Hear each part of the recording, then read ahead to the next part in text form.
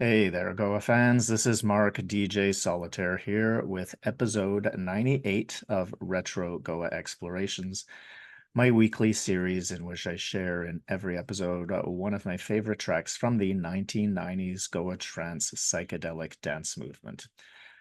We are still, but not for much longer, in the 96-97 season. So from the autumn of 96 through to the end of the summer 97. Tracks that I first encountered or that were first released in that period when I'd moved to London. And wow, so much great stuff. As I've said countless times, and especially recently, it's going to be hard to wrap up this period, but we need to get on because there's so much more as well coming in the following season. There's a few that have been waiting to feature for quite a while. So I might come back and revisit some of the other treasures from this period because, on a single compilation CD, there can be, almost everything that I could feature and, one episode a week. Hard to do them all. So, um, this one's really important to do as it's a track not too many coming out at this period, still from one of the original projects rather, um, that I remember from the first compilation that I got. And this one, I remember the impression that it made. And we were all, I heard murmurs about it before it was released. And then, of course, when it was released, indeed, it did make an impression.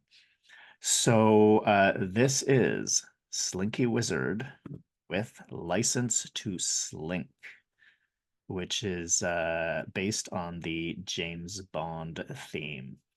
So at this point, Slinky Wizard, which went through a few incarnations because we know that, very first track also featured Adam Boyd, who passed away in an accident in 93 or 94.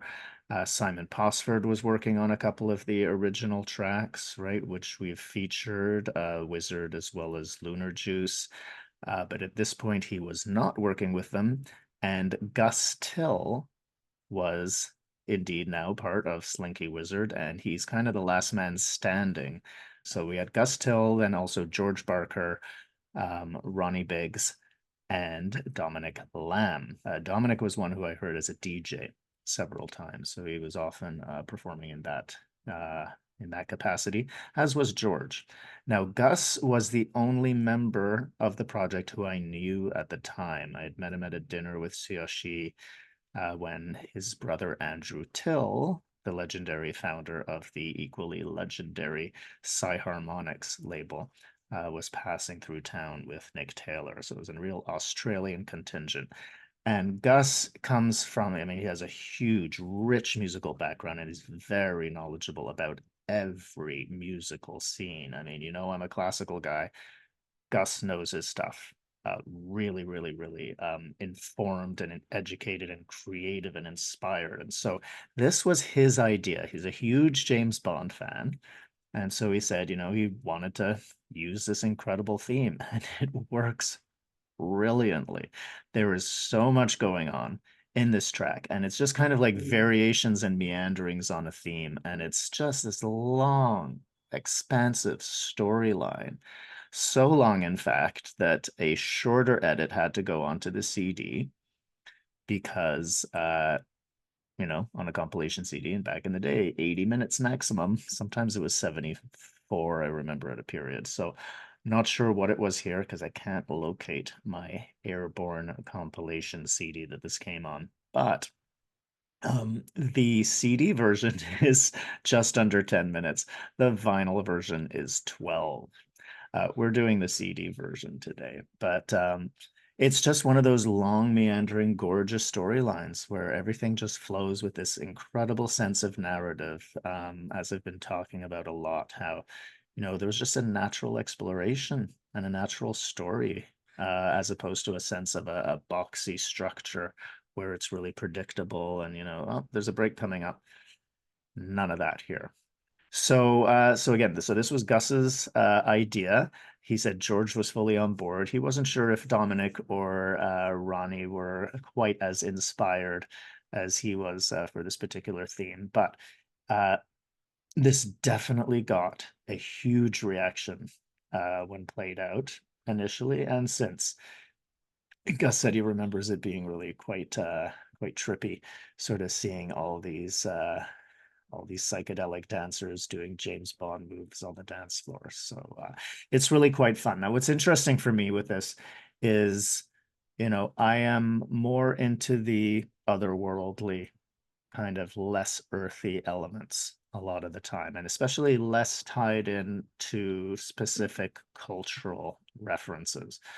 I'm sort of more into the, yes, some of that, but certainly not like like, stuff from, how to put it, you know, different ancient cultures, tribal stuff. That's another story. When it comes to sort of like, let's face it, Hollywood culture, that's quite different.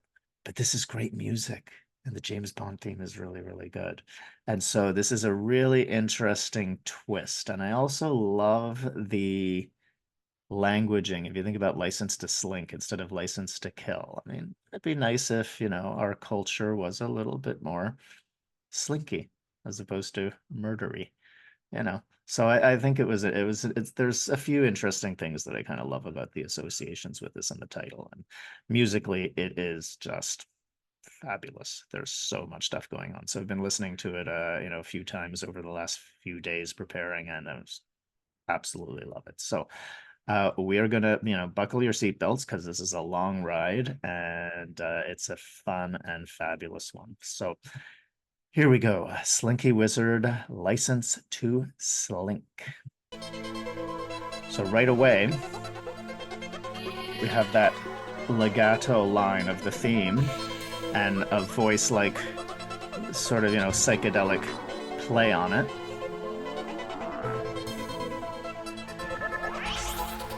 Some very cool, creative, spacey sounds coming in and out. I love that particular one we'll be pointing out later. And then the kick.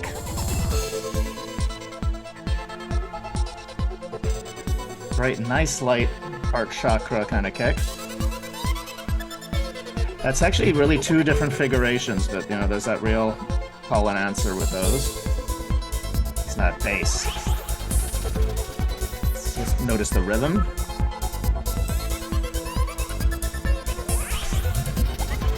So many cool sounds.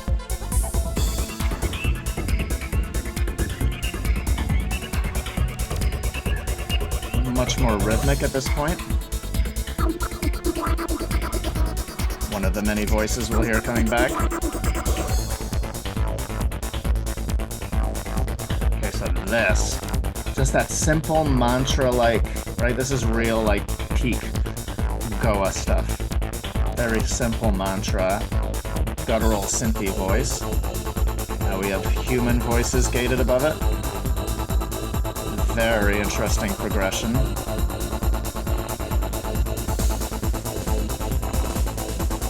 Love the percussive elements there.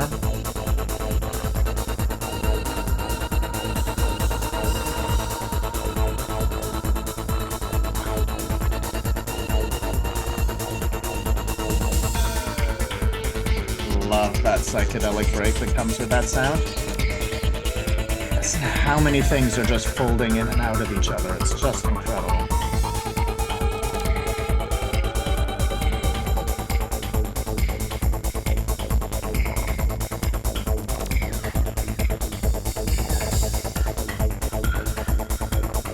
I love just the rhythm is just, it's so uplifting and creates so much momentum. Very interesting little break there.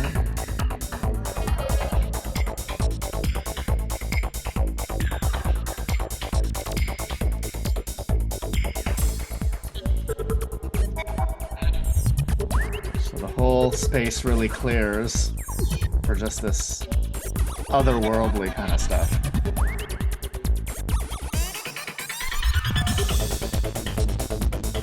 Then we're back into that good old chugga chugga kind of mode.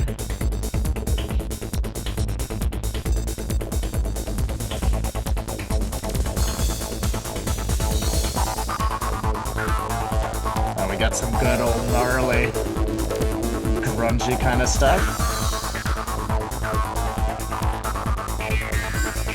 accenting and the asymmetry of the rhythm. It's brilliant.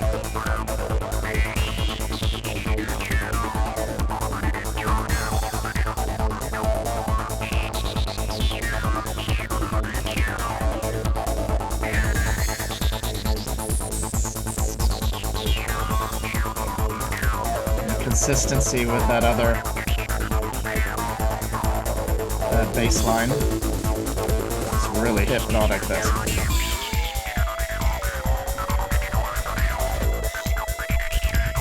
What's amazing is how, like, that voice, that gnarly voice that's continuing takes on a different flavor when what's around it is different.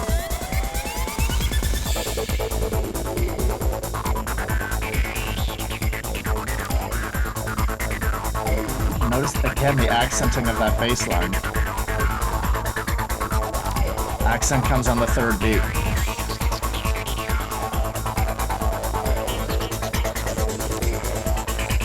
All the different frequencies that are at play. It really did go up there, didn't it?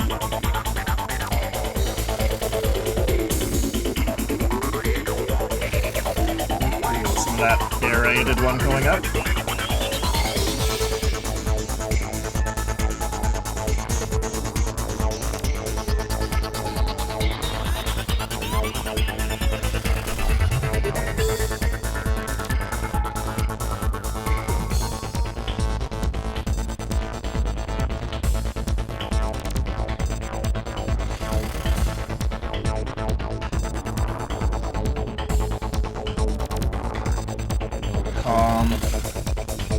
Semi-break.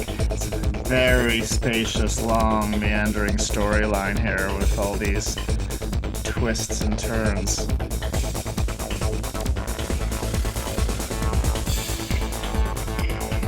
Now we get that lyrical four-note pattern.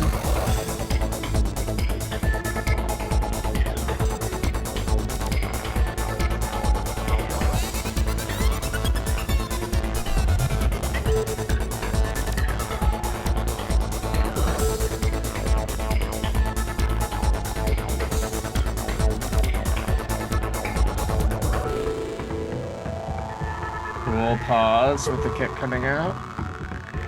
And that squelchy sound. And that familiar up and down. Drum roll. This is a cool little jazzy riff that comes out of it.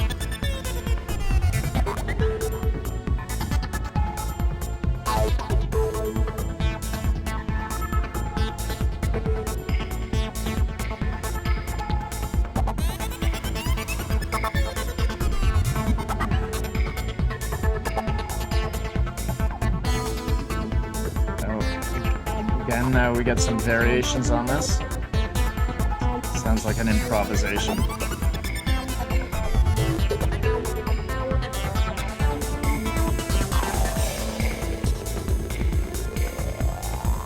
And that squelchy, otherworldly kind of voice.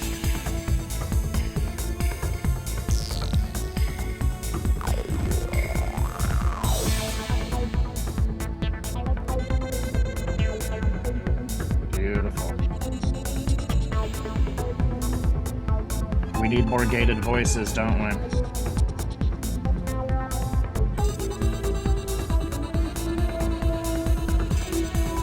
Now it's sort of a little bit more of that evolution of the James Bond theme.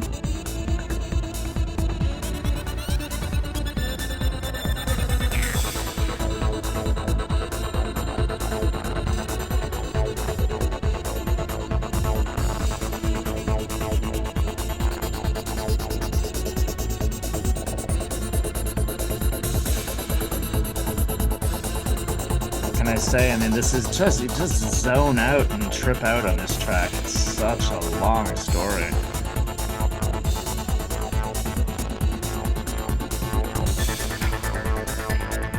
Now it's starting to fill out a little bit more. Notice that one note repeating. And that squelchy. Very cool up high frequency stuff there.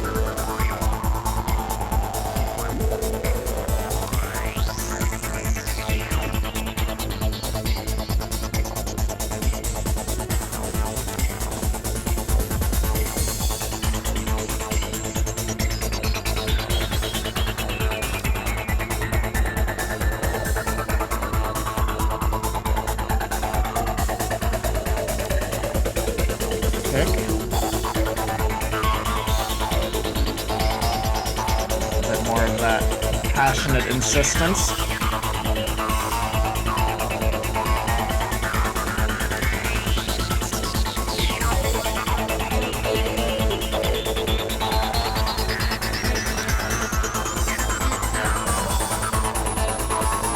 And the voices just sneaking in there.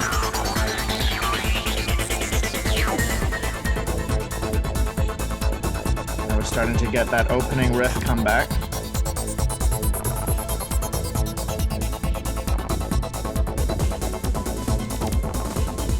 Really light textures here, eh?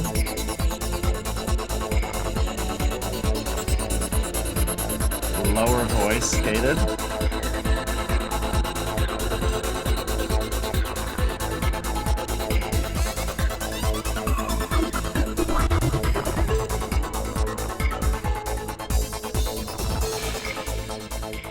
The unwinding.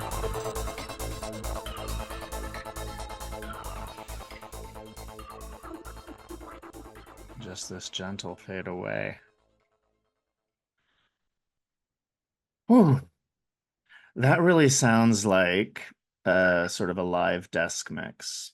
Like, you know, really like a live set kind of thing where it was, you know, they've got things sequenced, they're doing some stuff live, and it's just, you know, the whole structure just is so go with the flow, right? Every part, as is kind of one of the hallmarks of the old stuff that I've been saying since the beginning, every part goes perfectly with every other part. And so they can create this storyline and this engagement and interaction between all these different voices in so many different combinations.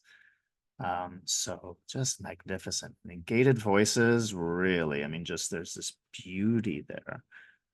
Keep in mind, this is 2 years after Angelic Particles came out, which was really the you know, that put that kind of sound and that kind of beauty really to the fore. So we get to hear these, you know, those beautiful voices, and some higher, some lower. That smooth legato 4-note James Bond line, all this kind of grungy stuff, really spacey sounds. But the thing that stands out for me is how beautiful the whole thing is. And that was one of the things that really got me into this music initially is, you know, when I first wandered in to, you know, this party in the autumn of 94 in Tokyo, was I can listen to this. You know, I'm not like at a club dancing to something because, well, if you want to go out and you want to go to a dance, then you go and you just sort of tolerate the music. I was like, no, I can actually listen to this. This is creative. This is interesting. And what started coming out more and more was there's actual beauty in some of this music. You know, I actually want to listen to this, and there's something singable and hummable, and there's these melodic hooks that really nab you. So again, you know, the James Bond theme is very distinctive, and that's something that I think nabbed a lot of folks and was very distinctive in our culture. So this is something that I think they did a brilliant reworking of it. You know, exploration and expansion and meandering storyline. So bravo. Really amazing one. Just a perfect real morning track right after you've been through a sort of a storming night where, you know, you go through these more placid moments and those moments of intensity. Not a super fast track. I think 136 if I remember correctly. So not super fast, and that's sort of stuff that's considered slow nowadays. I mean, we've heard some that are slower than that can really kick, but just magnificent. Beautiful one. Hats off, gentlemen. Thank you, Gus, for sharing a couple of those memories. And I will sign off here. Next week's going to be 99, and after 99 is 100. So we are getting up there. So glad I could feature 007 for 98. And I'll sign off here, Mark DJ Solitaire, leaving you now with the complete shorter edit, CD version, complete nearly 10 minutes version of Slinky Wizard's beautiful creation, License to Slink.